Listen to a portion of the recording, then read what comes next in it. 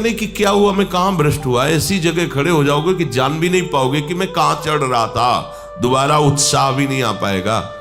अभी बच्चा ना तो लोक को जानता है, ना परलोक को जानता है, ना हित को जानता है, ना अहित को जानता है। अभी उसका ब्रह्मचर्य किसी काम लायक नहीं हुआ और वो उतर गया व्यभिचार में, क्या होगा उसका जीवन। अगर आप वाणी में संयम में रहते हैं ना, वो और भजन करते हैं और सत्य बोलते हैं, तो आप जो बोलेंगे वही होगा। श्रवणेंद्री से गंदी बातें सुने, वाणी से गंदी बातें बोले, रसेंद्री से गंदा भोजन करें और सोचे ब्रह्मचर्य रह जाएंगे, तो बिल्कुल नहीं, कदापि नहीं। ब्रह्मचर्य कोई खिलवाड़ नहीं है। अब जो इस मार्ग पर, अध्यात्म मार्ग पर, आनंद मार्ग पर चलना चाहते हैं, तो उनको एक इंद्रिय के संयम के लिए पांचों इंद्रियों पर संयम करना होगा, ज्ञान इंद्रियों पर। एक बात सुधारने के लिए, ब्रह्मचर्य का रक्षा तभी वो उपासक कर सकता है जब सर्वतोभावेन ब्रह्मचर्य होगा। एक जनेन्द्रीय के ही ब्रह्मचर्य की पुष्टता का जब आप लक्ष्य कर लोगे, तो उसकी पुष्टता के लिए आपको सर्वतोभावेन ब्रह्मचर्य धारण करना पड़ेगा। सर्वतोभावेन नेत्र का ब्रह्मचर्य, जो नेत्र किसी को भी देखकर भोग कामना कर लेते हैं, भोग बुद्धि से देखते हैं वस्तु को, व्यक्ति को, किसी को भी, ये नेत्र से व्यभिचार हो रहा है। इसीलिए सावधान रहना चाहिए। जैसे नाटक, सिनेमा आदि हैं, वहां तो जान रहे हो चित्र हैं, पर उनमें जो अभिनय करने वाले जन हैं वो तो संसारी जन ही है ना। उनका पहनावा, ओढ़ावा, हाव भाव, अंग प्रत्यंग, अगर आप भगवत भाव से युक्त है तो संपूर्ण सृष्टि में कहीं भी दृष्टि जाए अपने प्रभु की भावना होती, पर वहां तक पहुंचने के लिए आपको ये त्यागना होगा ना। आप किसी का अनुकरण न करें, आप अपनी स्थिति को देखें। अगर आप किसी का अनुकरण करते हैं कि हमने उनको देखा है वो टीवी देख रहे हैं, तो टीवी में क्या देख रहे हैं, कहां स्थिति है, हमें क्या पता। हमको जहां पहुंचना है उसके लिए हमारे लिए बाधक है, हमें नहीं देखना है। अगर आप माना कि कोई नाटक ही देख रहे हैं, कोई ऐसे सीरियल ही देख रहे हैं, पर उसमें अभिनय करने वाले तो संसारी भोगी पुरुष ही है ना। आप कोई त्यागी जितेंद्री महात्मा को थोड़ी देख रहे हैं, तो उस देखने में तन्मयता आती है। जिसको हम देखते हैं उस पर हम आसक्त होते हैं, तभी तो उसका सुख दुख अनुभव होता है। देखो कोई ऐसी रोने वाली सीन आए तो रोना आ जाएगा, हंसने वाली आ जाए तो हंसना आ जाएगा, ऐसे तो उसका प्रभाव हम पर पड़ रहा है ना। तो हम किसी के अभिनय करने वाले के अंग प्रत्यंग को देख रहे हैं और वो कामुक होकर कोई काम चेष्टा कर रहा है, या कोई ऐसा, वो सारा का सारा मन कवर कर रहा है आपका, और एकांत होते ही फिर जो मन अपना मनमानी करवाएगा आप नहीं सह पाएंगे। इसलिए नेत्र का ब्रह्मचर्य सबसे पहले शुरू कीजिए। आपको वो चीज नहीं देखनी, वो बात नहीं पढ़नी, वो दृश्य नहीं। श्रीमद् भागवत में वर्णन है, कोई पशु पक्षी भी मैथुन कर रहा हो, अचानक दृष्टि गई तो मानसिक प्रणाम करके दोबारा दृष्टि नहीं जानी चाहिए। इसीलिए लिखा है कि आप एक धनुष भूमि को देखकर, एक धनुष, इसमें किसी की हानि नहीं होगी, आपकी भी हानि नहीं होगी। आप एक धनुष भूमि देख करके ही चलिए। मतलब बहुत लंबी दूरी देखने की जरूरत नहीं है, बहुत दृष्टि उठा करके इधर उधर गर्दन हिलाने की जरूरत नहीं है। और जैसे कि कोई टक्कर मार सकता है, तो देखो जिनको प्रारब्धानुसार टक्कर लगनी होती है ना, वो चाहे जितनी सावधानी से चलो, वो प्रारब्ध आकर के दंड देता है। अन्यथा सीम की चाप सके को तासु बड़ रखवार रमापति जासु। आप जा रहे हो भगवत चिंतन करते हुए, तो प्रभु का नाम आपका पहरेदार अंग रक्षक है, कोई बाल भी बांका नहीं कर सकता। आपका प्रारब्ध यदि आया है, प्रभु से पास हो गया है कि आपको ये दंड मिलना चाहिए, फिर मिलेगा। आप निश्चिंत रहिए, निर्भय रहिए। प्रभु का जो विधान है वो मंगल करने वाला है। देखो इतने बड़े महापुरुष पूज्य श्री राधा बाबा, श्री आद्याशक्ति भगवती की प्रसन्नता की आराधना कर रहे हैं, क्योंकि श्री कृष्ण हमारे पति हो, इस सिद्धांत की पुष्टता के लिए। और पैर फिसल जाता है, स्नान करने जाते हैं, खड़ाऊ पहने हुए थे, अंग टूट जाता है, दवा नहीं लेते, बांस की खिपचाल बांधकर पुनः अनुष्ठान में बैठते हैं। बलिहारी, ऐसी सामर्थ्य की। ये भागवतिक प्रारब्ध ऐसे महापुरुषों को भी दंड दे देता है। देखो ना, ऐसे महापुरुष जो ऐसी ऊंचाई पर पहुंचे हैं और इतने भागवत भजन में नियम निष्ठ है, उनको भी प्रारब्ध दंड दे रहा है शरीर को। तो अपने को इससे निश्चिंत हो जाना है। जो होना है उसे रोक नहीं सकते, जो नहीं होना उसे कोई कर नहीं सकता। अपने आराध्य देव के चिंतन में ज्यादा नेत्रों को इधर उधर दौड़ाने की जरूरत नहीं है। नेत्र का ब्रह्मचर्य, फिर वाणी का ब्रह्मचर्य, बहुत बड़ा प्रभाव पड़ता है इससे। यदि आप जवान से अश्लील बातें, गंदी बातें, कामुक बातें करेंगे तो आप ब्रह्मचर्य रह ही नहीं सकते। अगर आप वाणी से परस्पर शरीर आकर्षण वाली बातें करेंगे, बट उसको देखा तुमने क्या, बस आप गए। चाहे वो स्त्री शरीरधारी साधक हो या पुरुष शरीरधारी, परस्पर आकर्षण संबंधी यदि वाणी खुली आपकी, तो वाणी के व्यभिचार से आपका जनेंद्री का व्यभिचार प्रारंभ हो जाएगा। आप रोक नहीं सकते, नहीं रोक सकते। इसलिए वाणी से भी कोई ऐसी वार्ता ना कीजिए जिससे आपके अंदर काम वेदना बढ़े। श्रवणेंद्री का, कान से गंदी बातें, व्यभिचार की बातें, कामुक बातें सुनना जिससे हमारे हृदय में कामना जग जाए, बिल्कुल नहीं। भले वो किसी को लेकर टीका टिप्पणी की जा रही हो, देखो वो साधक है, उसको हमने देखा वहां ऐसे देख रहा था, वैसे कर रहा था, वो तो आपको समझ में आ रहा है कि किसी साधक की बात कर रहे हैं, वो तुम्हारे नाश के लिए उपाय कर रहे हैं जो आपको ऐसी बात बता रहे हैं। क्यों? क्योंकि आप भी तो साधक हैं। श्रवणेंद्री का व्यभिचार हो रहा है। आराध्य देव के सिवा और कोई बात कान से सुनना उसे व्यभिचार कहते हैं। इसलिए महाप्रभु कहते श्रवण फूटो जो अन सुनो। ऐसा हमारा अगर कान कुछ और सुने तो फूट जाए, नेत्र कुछ और देखें तो ये नेत्र नष्ट हो जाए, वाणी कुछ और बोले तो मुख हो जाए। हमारी श्रवणेंद्री का व्यभिचार नहीं होना चाहिए। धर्म की बात, अपने आराध्य देव की बात, शास्त्र सम्मत बात हम श्रवण करें। अन्यथा अगर कोई ऐसा मित्र है या हमारा साथ में रहने वाला है, कोई किसी भी साधक की को लेकर बात कर रहा है, तो भी हमें कान में उंगली डाले नहीं। हम कोई ईश्वर थोड़ी कि हम किसी को संभाल लेंगे, हम अपने को नहीं संभाल पा रहे। हमारे सामने किसी की बात मत करो, ऐसी करना है तो प्रभु की चर्चा करो, अन्यथा मत करो। तो अगर आप श्रवणेंद्री का ब्रह्मचर्य, वाकेंद्री का ब्रह्मचर्य, नेत्रेंद्री का ब्रह्मचर्य और त्वगेंद्री का ब्रह्मचर्य, अनावश्यक किसी को स्पर्श मत करो। परस्पर विरोधी शरीर को तो भूल कर मत करो। विरोधी शरीर जैसे हमारा पुरुष शरीर है, सामने स्त्री शरीर है, तो किसी भी तरह से सेवा के लिए संकेत करना या किसी भी सेवा के लेन देन में बचाव पक्ष में रहो। यहां रख दीजिए सामान, फिर आप उठा लीजिए। सीधे हाथ में सामान लेना नहीं, सीधे हाथ में सामान देना नहीं, जमीन में रख दीजिए। बहुत पवित्र है तो आप कुर्सी पे जो भी आसन उसका हाथ में लेने का नहीं। परस्पर विरोधी भाव वाले शरीरों का स्पर्श बिल्कुल निषेध है, किसी भी कारण से न किया जाए। मान लीजिएगा ये बहुत मतलब आवश्यक है, यदि आप इसमें चूक कर गए तो धीरे धीरे आप फिसल के वहीं खड़े हो जाएंगे जहां से चढ़ना मुश्किल है। किसी भी साधिका को, किसी भी साधक को परस्पर लेन देन हाथ में नहीं करना चाहिए। मानो हमारी बात, आपको माला देनी, चौकी पे विराजमान करो, हम उठा लेंगे। हमें कोई सामग्री, ये सामान रखिए, आप उठा लीजिएगा। कभी भी कोई भी परस्पर मुस्कुराहट, बातचीत, ऐसे कोई इशारे यदि दिखाई दे तो आप बचो और उसको बचाओ। साधक है, साधिका है, उससे गलती हो सकती है, आपसे भी गलती हो सकती है। आप सत्संग सुनते हैं, आपको लगा कि इसकी मुस्कुराहट, इसकी कुछ चेष्टा ऐसी दिखाई दे रही है जो हमारे अंदर कामुकता पैदा कर सकती है, उसको भी बचाओ और स्वयं बचो, तो भगवान आप पर प्रसन्न हो जाएंगे। वो देख रहे हैं अंदर की बात। साधक को बहुत सावधान रहने की आवश्यकता। ये इसको खिलवाड़ मत समझो, इसीलिए कह रहे हैं ये अध्यात्म है, ये परमार्थ है।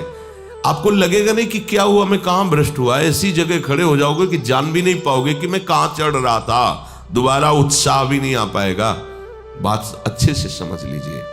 तो हमारी त्वगेंद्री का व्यभिचार ना होने पावे, सहसा किसी का इस पर, किसी की भी अगर सेवा करने का सौभाग्य मिले, फिर उसमें ये प्रश्न नहीं उठता।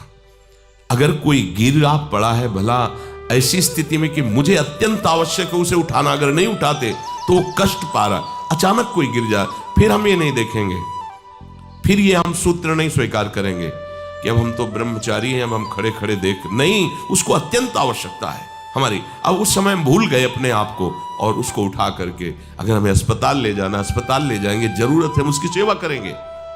सावधान, वो भगवत भाव से की हुई सेवा तुम्हारे अंदर आध्यात्मिक शक्ति पैदा करेगी, काम भावना नहीं पैदा करेगी। हमारी माँ बीमार हो और हमें उसे पता चला कि शौच कर दिया है, हमें शौचाना पड़े, हमें उसका मल धोना पड़े, तो क्या हमें काम जागृत हो जाएगा? क्या मेरी माँ है, हमारी बुद्धि कभी ऐसी नहीं होगी। आपका पिता है और आप लड़की हो, कोई दूसरा रह नहीं गया और वो बीमार है, आपको ऐसी क्या काम जागृत हो जाएगा? क्या अगर ऐसी सेवा में काम जागृत होता तो कोई नर्स ही अस्पताल में नहीं होती। हर सेवा उसको करनी होती है, नर्स को, चाहे वो स्त्री शरीर हो चाहे पुरुष शरीर हो, परस्पर विरोधी शरीरों की सेवा, पर कहीं काम थोड़ी जागृत होता है, क्योंकि उसको अपने सेवा धर्म से मतलब है।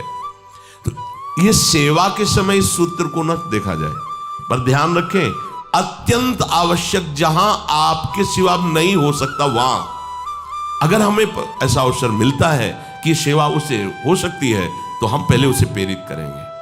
और अगर ऐसा है कि अब कोई नहीं है, फिर हमारा परम धर्म जागृत हो जाता है परहित का। अगर हमारा कोई निंदा भी करे, कोई शरीर की भी हानि हो जाए, अब हम परवाह नहीं करते।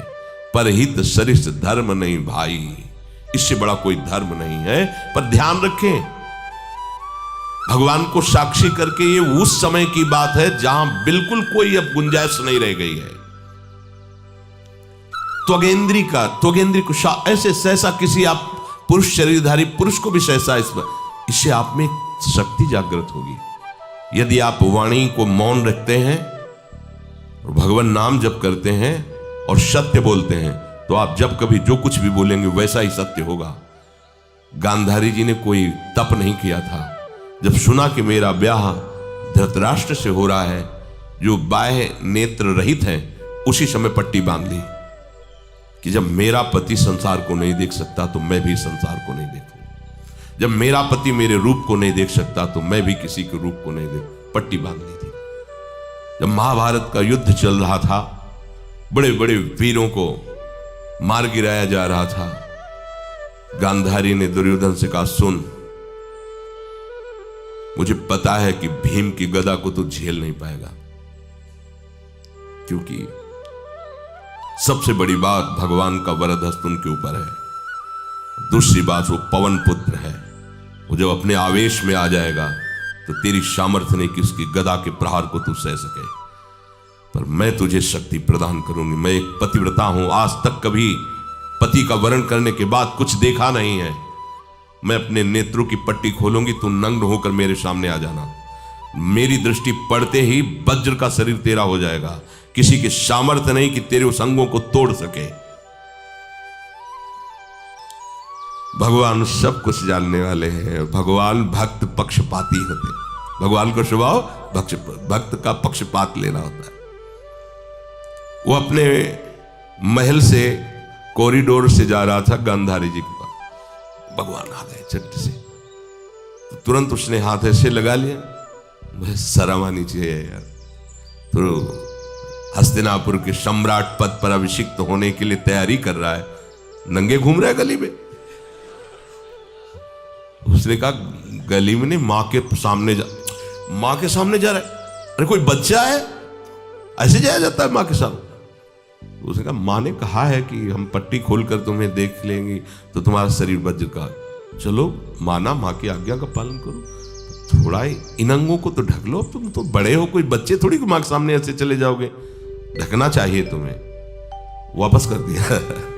वो यहां ऐसे पत्तों से ढका, वस्त्र नहीं पहना, मां की आज्ञा ऐसे पत्ते से ऐसे कमर से ऐसे ढक लिया, पीछे आगे ऐसे। गांधारी जी ने पट्टी खोली और जे ही देखा पूरा शरीर वज्र का हो। तो ये क्या किया तूने, कमर में क्यों बांध लिया? मुझे शर्म लगती थी, कैसे आप? बोले, यहीं से मारा जाएगा, भीम की गदा का प्रहार तेरी इसी जंघा और कमर को तोड़ देगा, तेरी मृत्यु। मान गई, प्रभु के विधान के आगे किसी का बल काम नहीं करता। गांधारी ये केवल आंख में पट्टी बांधने की सामर्थ्य थी कि मेरा पति यदि अंधा है तो मैं भी किसी रूप को नहीं देखूंगा। अगर आप वाणी में संयम में रहते हैं ना, वो और भजन करते हैं और सत्य बोलते हैं, तो आप जो बोलेंगे वही होगा। पर ऐसा कुछ अनर्थ वो बोलता ही नहीं, क्योंकि ऐसा संयमी जान जाता है कि इन सब का फल भगवत प्राप्ति है, किसी को कष्ट देना नहीं है। एक एक इंद्री का जब आप ब्रह्मचर्य संयम करोगे तब आपका वीर संयम होगा। ध्यान रखना, आप नेत्रेंद्री से गंदे चित्र देखें, श्रवणेंद्री से गंदी बातें सुने, वाणी से गंदी बातें बोलें, रसेंद्री से गंदा भोजन करें और सोचे ब्रह्मचर्य रह जाएंगे, तो बिल्कुल नहीं, कदापि नहीं। ब्रह्मचर्य कोई खिलवाड़ नहीं है। जो ये तो हुआ इंद्रियों का, फिर आता है अंतःकरण का ब्रह्मचर्य। हमारा मन काम की तरफ तभी जाता है जब उसको निज सुख नहीं मिलता। ध्यान रखना, सृष्टि में जितने भी दुर्गुण दुराचार होते हैं उनमें दो प्रधान होते हैं, एक काम भोग और एक धन, और सब छोटी मोटी बातें हैं। प्रायः जितने भी हिंसा होंगी, जितनी भी भयानक घटनाएं होंगी, भयानक युद्ध होगा, उन दो में अंतर्गत ही होगा, दो के अंतर्गत ही होगा।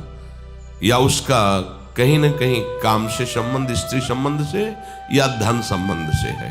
चाहे जो भी घटना हो उसको देख लेना, प्रधानता दो में ही होगा, कंचन और कामिनी। कीर्ति में कीर्तिवान तो कोई बिरले ही होते हैं, तो वो तो बहुत आगे की बातें हैं। पर प्रायः जितने भी युद्ध हैं, जितनी भी हिंसा है, जितना भी भयानक कुकृत्य है, इन दो में ही होता है। उपासक को ये बात समझनी चाहिए, मन को समझाना चाहिए, सच्ची मानी। मतलब वाणी में शब्द नहीं होता इन बातों को बताने का, यदि कहीं मन को समझाना चाहिए। देखो, अपने लोग उपासक हैं, हम जहां जहां आसक्त हो रहे हैं उसमें हमारे मन का केवल भ्रम है। शरीर के द्वारों में कहीं सुख है, घृणित द्वारों में कहीं सुख है। अगर सुख होता तो इनके भोगने के बाद हृदय कह देता कि अब कछुनाथ न चाहिए मोरे, शांत हो जाता। फिर ऐसा क्यों होता है कि उसको एक जगह तृप्ति नहीं होती, क्योंकि वहां सुख है नहीं। फिर सोचता है शायद उसमें हो, उसमें हो, उसमें हो। पूरे के पूरे युग के युग व्यतीत हो गए, कल्प के कल्प व्यतीत हो गए भोगते हुए, क्या सुख मिला? क्या स्त्री शरीर सोचता है पुरुष शरीर में सुख है, पुरुष शरीर सोचता है स्त्री शरीर में सुख है, या आदि आदि। अगर सुख होता तो पूरे ब्रह्मांड में पशु पक्षी कीड़ा मकोड़ा सब मैथुन धर्म से युक्त है, ये सब सुखी हो जाते हैं ना। जो जितना भोगा सकते उतना ही दुखी, देख लो, अशांत, क्लिष्ट, परेशान और पापाचरण युक्त। ये क्या है? मन को समझाइए। वैरागी भगवत मार्ग का पथिक मन के द्वारा ऑपरेशन करता है हर वस्तु का। ये सब, इसको ऐसा ना समझे कि बड़ी गुप्त बातें हैं। गुप्त बातें हैं प्रिया प्रीतम के दिव्य चिदानंदमय रहस्य की, ये गुप्त बातें नहीं, इनको समझो खोल करके। यदि आप किसी भी तरह से हस्तमैथुन आदि के द्वारा, गंदे दृश्य देख करके, गंदी क्रियाओं के द्वारा आप अपना नाश करते रहेंगे, तो ना आप इस लोक में सुखी रहेंगे ना परलोक में। मान लीजिएगा, ये बातें ना तो कही जाती हैं और ना सुनी जाती हैं और ना समझी जाती हैं। इसीलिए हमारा बहुत ही आगे की पीढ़ी, जो सनातन धर्मावलंबी, जो भागवत, हर देश से महान भारत देश को क्यों कहा गया? ऐसा भी है कि अन्य देश स्वीकार किया जाता है कि हमसे धनी है, स्वीकार किया जाता है कि वैज्ञानिक तत्वों में भी वो हमसे आगे हैं, पर भारत को महान धर्मशाली देश कहा गया है। कोई भी किसी भी देश का धर्म गुरु हो, हमारे देश में आएगा और हमारी ऋषियों के सूत्रों से ही अपने धर्म को पुष्ट करेगा। साप का मूल जड़ भारत धर्म का है। कहीं भी हो, कहीं भी देख लो, चाहे जिस देश का नाम लो, कहीं ना कहीं किसी भारत के ब्रह्म ऋषि की छाप लेकर के डोल रहा है। भारत भोग प्रधान देश नहीं है, भारत धर्म प्रधान देश है। यहाँ धर्म गुरुओं के द्वारा धर्म स्थापना करके चलाया जाता है। यहाँ आज जो हम समझ रहे हैं कि बाहरी परिपाटी हमारे भारत में आ जाए तो भारत आधुनिक और सर्वश्रेष्ठ देश माना जाएगा, कभी नहीं। भारत अपनी परिपाटी से चलता है, तब सब देशों के ऊपर राज्य करता है। किसी भी देश में न पतिव्रता मिलेगी न यति मिलेगा, ब्रह्मचर्य का कहीं नामो निशान नहीं मिलेगा। ये भारत देश में ही मिलेगा। यहाँ ब्रह्मचारी मिलेंगे, यहाँ सती मिलेंगे, यहाँ प्राणपण से धर्म का पालन करने वाले मिलेंगे। अब हमारे जो नई पीढ़ी है वो आधुनिकता को स्वीकार कर रहेगी। गर्लफ्रेंड, बॉयफ्रेंड, कौन सा रिलेशन है, लिव इन रिलेशन, ये हमारे कहीं किसी भी धर्म ग्रंथ में लिखा हो तो आप बता दीजिए। बाल्यावस्था से आज तक जितने भी धर्म ग्रंथों का स्वाध्याय हुआ, कहीं भी लिखा हो तो ये बोलो सर्वनाश का स्वरूप है कि नहीं है। अभी बच्चा ना तो लोक को जानता है, ना परलोक को जानता है, ना हित को जानता है, ना अहित को जानता है। अभी उसका ब्रह्मचर्य किसी काम लायक नहीं हुआ और वो उतर गया व्यभिचार में। क्या होगा उसका जीवन, क्या होगा जीवन, चाहे वो स्त्री स्वरूप में चाहे पुरुष स्वरूप में हो। क्या बिना संयम के ये पशुता के व्यवहार से किसी की ना लौकिक उन्नति होती है ना परमार्थिक उन्नति होती है। पर कौन सुनेगा। यही कहा जाएगा पुराने जमाने के शास्त्रों को केवल वर्णन कर रहे हैं, ये क्या जाने आधुनिक जमाने को। तो आधुनिक जमाने की दशा क्या और यहाँ खोल करके देखो। कोई बात नहीं, दोस्त बनाना कोई बुरी बात नहीं, इस बात को हम मानते हैं। स्त्री शरीरधारी पुरुष शरीर को मित्र बना सकता है, कोई दोष नहीं। पुरुष शरीरधारी स्त्री को मित्र बना सकता है, कोई दोष नहीं। लेकिन मित्र का क्या कर्तव्य होता है। कुपंथ निवार सुपंथ चलावा, कुमार्ग से हटा करके सुपंथ में चलाना, उसकी समस्याओं को दूर करके उसको आनंद में से युक्त करना, उसको सहयोग करना, ना कि शोषण करना। दोस्ती कहते हैं उसके दुखों को मिटा करके उसको शांति और सुख के मार्ग में ले जाना। इसीलिए ये जो आधुनिकता बढ़ रही है, ये जो खान पान गलत हो रहा है, ये जो दर्शन गलत हो रहा है, तो इस जमाने में ब्रह्मचर्य ये केवल शब्द ही लिखा मिलेगा, जीवन में नहीं मिलेगा। नए नए बच्चे व्यसन कर रहे हैं, नशा कर रहे हैं, गंदे आचरण कर रहे हैं, क्या होगा, कैसे आगे कोई समझेगा शास्त्र क्या है, धर्म क्या है, बल क्या है। आज नवयुवक 16 से 28 के बीच में कोई ऐसा नहीं दिखाई देता है जिसमें आध्यात्मिक थोड़ा भी बल हो, काम क्रोध आदि सहने की सामर्थ्य हो। अपने बूढ़े माता पिता को थप्पड़ मार रहे हैं, बूढ़े माता पिता को गाली दे रहे हैं, बूढ़े माता पिता जिन्होंने खवा पिला के इतना बड़ा, उन्हें अनाथालय भिजवाया जा रहा है, उनको छोड़ दिया जा रहा है। आप विदेश घूम रहे हैं, उनके खाने की व्यवस्था घर में नहीं। क्या है ये आज आधुनिक विद्या का ये प्रभाव है। विद्या विनयम ददाति, जो अपने वयोवृद्धों की सेवा नहीं कर सकता वो क्या विद्या पढ़ा। जो दूसरों की रक्षा नहीं कर सकता क्या विद्या पढ़ा। क्या विद्या का यही स्वरूप है दूसरे का शोषण करना। क्या विद्या का यही स्वरूप है कि शराब पीना, ड्रग्स का ये नशा करना, ये क्या विद्या सिखाती है। वो कहा जाता है आज तो आधुनिक विद्या बढ़ रही, मुझे लगता है संयम में रहना ही विद्या का वास्तविक स्वरूप है। अपनी इंद्रियों को संयम में रखना, अपने को संयम में रखना, बुजुर्गों का, गुरुजनों का, शास्त्र का, भगवान का भय रखना हृदय में।